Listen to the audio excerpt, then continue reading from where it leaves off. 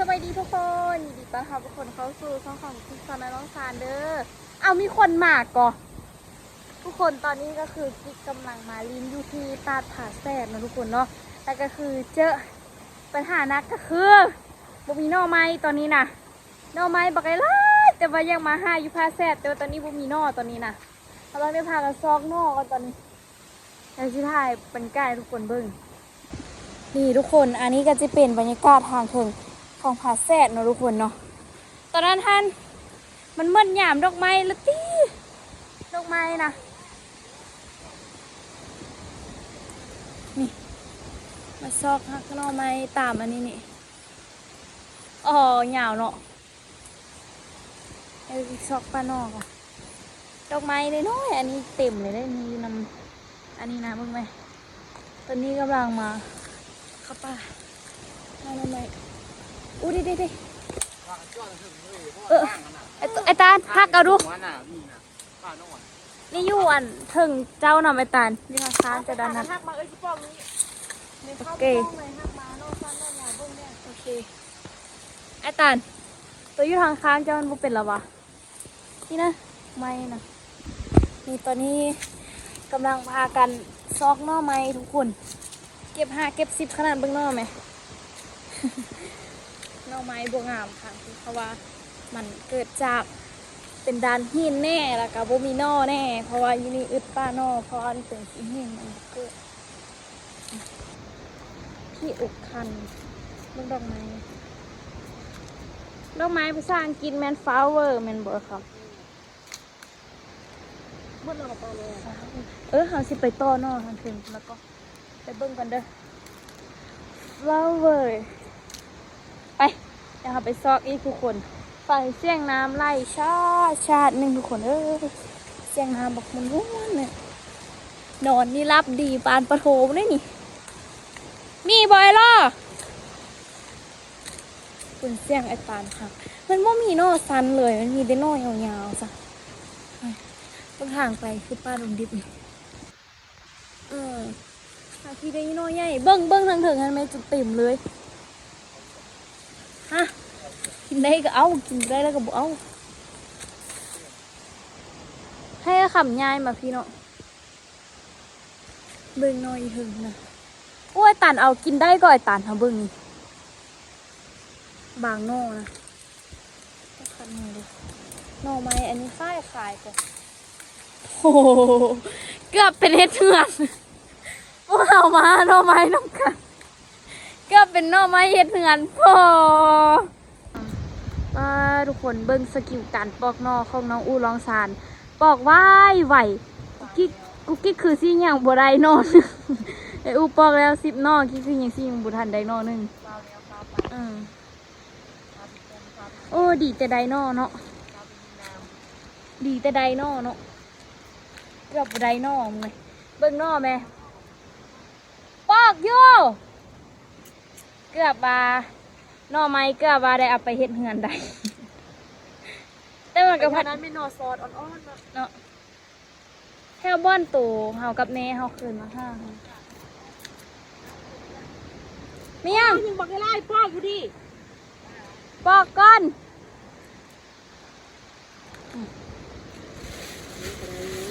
ป้าจน1 โมงละ2-3 โมงนี้คิดว่าสิได้กินข้าวบ่นี่จมนอกไปเลยท่านก็ไม่ได้เอามาสิปิ้งป่าวะป่าไม่ได้เอามาอ๋อมีแต่แกงนอกกับอันเดอร์ตำมังหุ่ง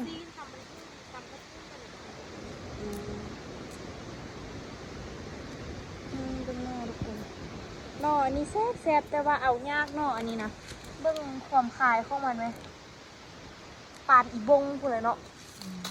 ถ้าชิโบโหดก่อนมันติดมือว่าตึงจนตัวเองเนาะทางพุ่นน้อยยาวๆมันบอกไล่ทางทีน้อยยาวๆอันแก้มอย่างที่น้อยยาวๆเบิดแล้วเขาเห็นเขามาป้าเบิดละ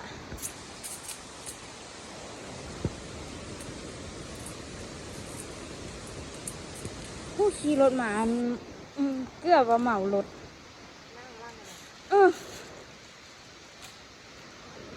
กินขี้ควายมากันจนเต็ม ใกล้บ่าวดิ บ่เพิ่นเฮหาอยู่เพิ่นถ่ายโฮมนำทางอยู่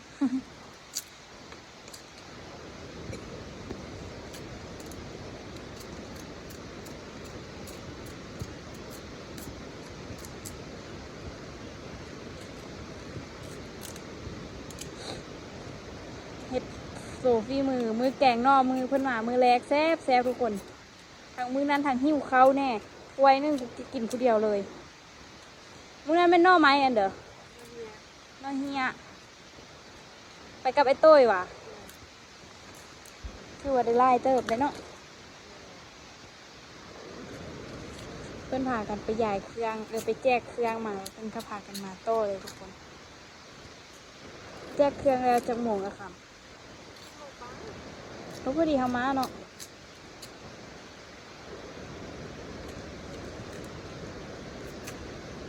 เนาะอันนี้นี่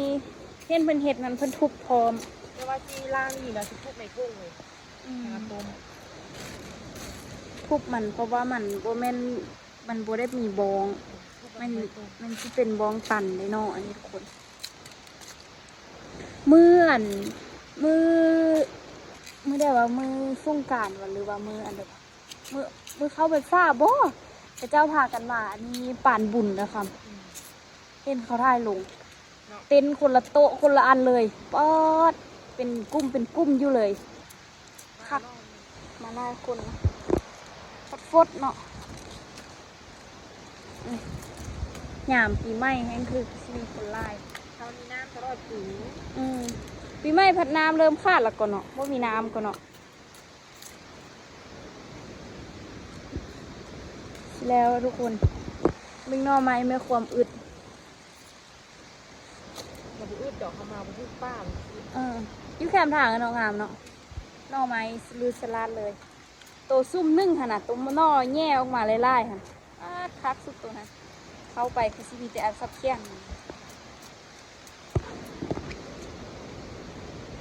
ตอนนั้นอันนี้มันต้นดอกไม้เลยทุกคนนั่นบอกว่าดอกสีม่วงค่ะนะเนาะเฮาว่ามันหยามดอกไม้แล้วเนาะคำเนาะตอนนั้นแม่ดอกไม้บานนะทุกคนสีม่วงจะเต็มเลย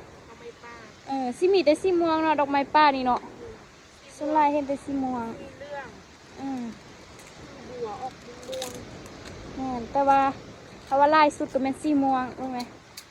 กับแคมทางหมายดอกไม้เพราะว่าเป็นฟุ้มเลยได้4 5 6 7นอใจแล้วทุกคนใจเชื่อละคุณน่ะนอประมาณนี้แหละนอกับไอตาลเอาค่ะนะคำนี่แหละเอานี่ยังกินได้อยู่บ่วะ3 นอก็ไม่รู้มันเป็นซุ่มแนวนี้ทุกคนมันซีบ่งาม เพราะว่ามันเป็นด่านหินเนาะมันเป็นซีหินเนาะมันซุ่มบกครับดูสิอ้อนบอกจัง เบิ่งอ้อนบ่อยครับวะโอ้อ้อนเนาะแค่เอามาเบิดทันเนาะคิดว่ามันสิอ้อนปะเนี่ยโธ่มีลายอันได้อยู่หันไอ้ลอยยังบ่ออกมาปะเนี่ยได้ลายบ่จักครับบ่จักเห็นวัยรุ่นหมาปะ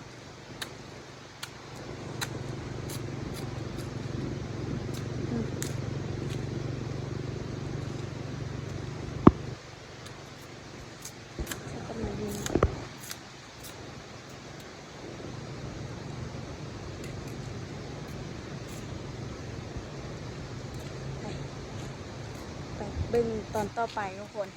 ตอนนอนแล้วล่ะตอนนี้เอานอกมาแล้วก็กำลังชิแกงกำลังชิแกงน้ำได้นี่ กำลังชิกินแกงอ้าวโดนเลยนึงการกันเจ้ามา เอาโดนก็ได้เพราะว่าตอนนี้อิ่มละเอาไปได้ผมไปนึงเนาะ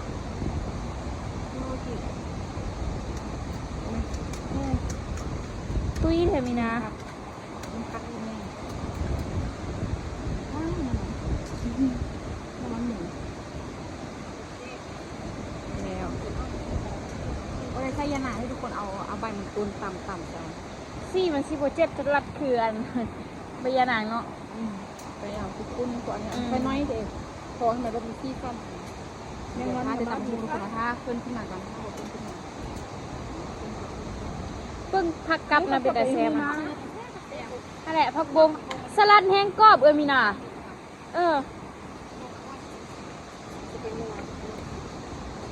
เป็นว่าแซ่ลายแซ่บลายแซ่น้อยแซ่บน้อยตอนนี้เพิ่นพากันไปเบิ่งงานพูนพาแซ่ที่แท้จริงนะเพิ่นไปเบิ่งตาดพาแซ่ท่านมาแต่ซื้อเนาะซื้อเนาะอีตา ที่เสียตี้ค่ะมัน เนาะอยากเห็นคนที่คนพบเห็นนั่นพาแซ่เนาะ ก็พวกมาการมาห้าทับป้าละ เนาะแล้วก็บอกต่อๆกันเนาะมีนายให้เฮาเลีย ว่าผู้ได้เลยทันเส้นนี้เขาจะให้เป็นอันแบบทางพาดเมืองเวียงอาจจะเป็นเล่นท่องเที่ยวเลย แม่นตะกี้เนาะเป็นทางผ่านเมืองเวียงเนาะ แกนออนเดินแกนออนไลน์เลย คือว่า คนมาแกน บ่ค่อยหิ้วข้าวบันเดอดอกข้าวเปียกก็หมดถ้วยหนึงลูกซีนนับบ่ร้อน กายนั้นมาย่องมาแยกมักม่วงก็สิเบิดเป็นโล2 โลเลยหยุด กินไม่ค่อยแซ่บไปได้นะ อันนี้ข้องเฮาอันนี้นะ อันนี้ข้องเฮาทุกคนทอดนี่ล่ะสิได้กินข้าวแล้ว เอาไหนครับนี่กระโมง อุ้ย คนขนาด ได้ไหมสิได้ไหม อีกอ่ะกระเป๋าจะกินน้ำแดงเลยบอกคนงาน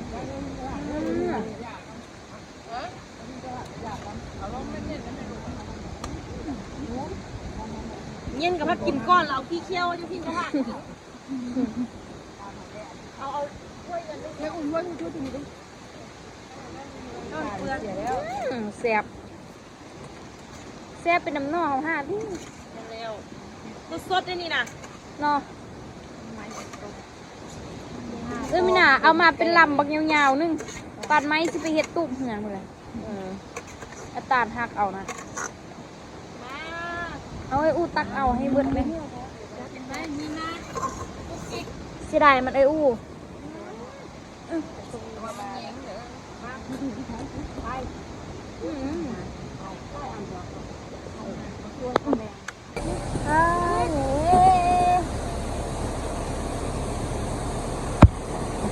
โอ้บ้านี่เบิ่งตาได้นี่นะตาได้นี่บ่งาม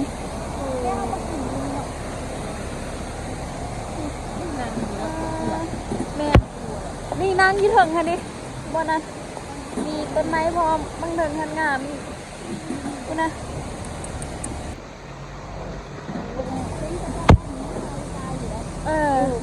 เด็กน้อยน้ำเพียนงา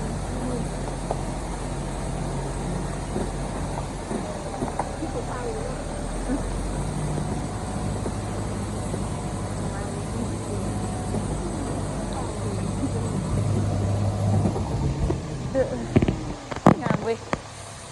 ปักขนาดไหมเอาพวกงูมึงงู ไอ้ตัวอาบน้ำมาแล้ว ตัวอาบน้ำมาแล้ววะ มึงอ่ะมาลิ้นจอดแทนลงไปอู้เมากระจัก เสี่ยวท่าเนี่ยเพิ่นว่าอ้าว คนใส่เละไม่ใช่เละ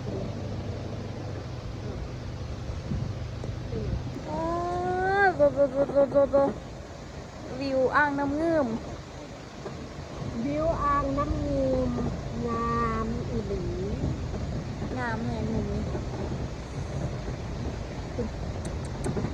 ตัวเป็นอ่างใหญ่ๆฮันเป็นเขตฮัน16ได้ฮัน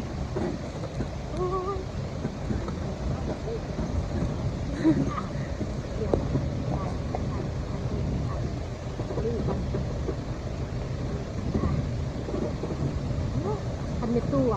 อยู่นี่บ่มีทางบ่มีทาง นี่ทุกคนเมื่อวานนี้กิ๊กไปลิ้นผ่าแซดมากลับมางานประมาณตอน4 โมงครึ่งนะทุกคนเนาะหลังจาก4 โมงครึ่งแล้วเป็นเครื่องไปโรงเรียนต่อเลย ไปโรงเรียนเรียนเพิ่มเนาะทุกคนเนาะไปลิ้นตาผาแสกเนาะยิ่งมีบ้านแผลมางานหลายแต่ว่ามันอยู่ในคลิปที่แล้วในคลิปไอตอนไปบริจาคเครื่องนะทุกคนอยู่ในคลิปนั้นจะเห็นหอยแป้วดีนะทุกคนเนาะแต่ว่าตอนนี้ท่านมันดีแล้วทางมือนี่กระบาดแต่ว่ามือนี่หอยยังไม่ทันลึกเพื่อทุกคนพอดีเขาตกน้ำทุกคนแล้วก็แขนนี่ก็ว่ายเพราะว่ามันตะลูดลงต้นไม้มันเป็นหอยอย่างนี้อยู่เดี๋ยวตอนตกให้มันโบเจ็บได้มันโบเจ็บเลยมันโบเจ็บเลยก็ว่าได้แต่ว่ามันแสบที่มือเพราะว่ามือทันบาดเลยทีแรกคิดว่ามันตกน้ำซื่อๆคิดว่ามันเปิดมือเครื่องป๊าดหลายคล้ายๆคืออันไม่มันกับเจ้าท้องแตกหลายสินะจิย้านแขนตัวเองทุกคนแบบอ้อมแขนเต็มหมดเลยคิดแล้วนี่นะเขาอันนั้นไว้เดี๋ยวพากีบริกีซีขึ้นให้ทุกคนเบิ่งเลยว่ามันเป็นจังได้ทุกคนคือที่ก็ยังย้านแขนตัวเองเมื่อวานนี้คิดว่ามันซิโบดีแหละทุกคนแต่ว่ามันก็ดีเนาะทุกคนเนาะเมื่อวานนี้เขาไปลิ้นผาแซ่ไปลาไปห้าหน่อไม้เนาะทุกคนเนาะที่แท้ท่านยุคแคมทางหน่อไม้หลายเลยทุกคน แต่ว่าบได้หาเพราะว่าไอ้ตัวบริจอดรถคือแต่ว่าบัดนี้ท่านอันไปหาอยู่ที่ตาดเลยนะตาดเลยท่านมันซีนอไม้บุค่อยมีเพราะว่ามันเป็นด่างที่เหม็นแล้วมันซีมีน้อยตีกับไอ้ปลาท่านบุค่อยห้าเนื้อไปห้าหนึ่งเดียวเอาน้อยไปเนี่ยเอาลงมาหรือว่าอ้วนก็ยังกินได้อยู่ทุกคนก็คือเป็นประมาณนี้เลยเนาะเมื่อวานนี้เป็น FC เพื่อนใส่แจกเครื่องที่อันโรงเรียนบ้านทุกประมาณนี้ที่พวกพี่เคยเรียนเนาะหลังจากแจกเครื่องแล้วที่ไปเรียนแล้วก็พากันไปลิ้นผาแซ่ตอนประมาณ2 โมงไปห้องพูดกันที่12 โมง1 โมงแล้วทุกคนได้กินข้าวกัน3 โมงครึ่งเนาะอากาศกินข้าวแล้วอากาศ4 โมงครึ่งกับทางอ้อมนะก็เก็บกับข้าวแข็งแล้วที่จะไปเงินเพิ่มต่อเลยเนาะค่ะ FC เพิ่งไปลิ้นตาดผาแซ่เนาะทุกคนเนาะถ้าใครอยากมาก็มาได้เด้อถ้ามาที่งานมีน้ำมันจะพาไปแต่ว่าเดี๋ยวจะน้อยมันจะซิได้มีน้ำแล้วเพราะว่ามันจะได้เข้าฤดูหนาวแล้วจำที่เป็นน้ำมันไม่มีฝนเพราะว่าอันนี้มันเป็นน้ำธรรมชาติน้ำป่าจริงๆนะทุกคนอันที่เข้าไปนี่นะมันจะงามเข้าไปช่วงเดือนได้ว่าเดือนตัวแม่ป้าเขาคิดมาท่านดอกไม้สีบาทกำน้ำแต่ว่าตอนเข้าไปมีท่านบ่มีดอกไม้เพราะว่าดอกไม้มันล่นกับหลายทุกคนใช่ไหมจูบขึ้นมาไม่ถ้าใครอยากไปก็ไปได้เลยทุกคนป้าเขาใช่แล้วที่จะพาไปเมื่อกี้จะพาย้างขึ้นไปเดี๋ยวขึ้นนี่คือทุกคนจะถ่ายคลิปวิดีโอหน้าเด้อใครมาที่วิดีโอนี้เนาะก็อย่าลืมกดไลค์กดแชร์กดใครก็เป็นกำลังใจให้คลิปต่อมีคลิปไปทุกคนนะเจอกันที่วิดีโอหน้าเด้อ